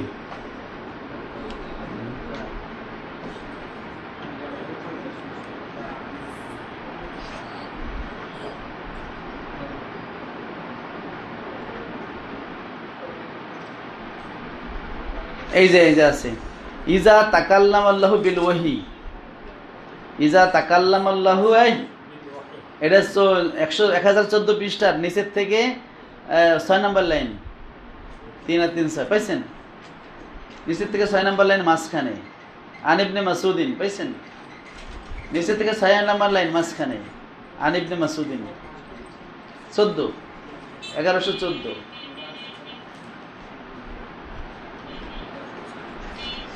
14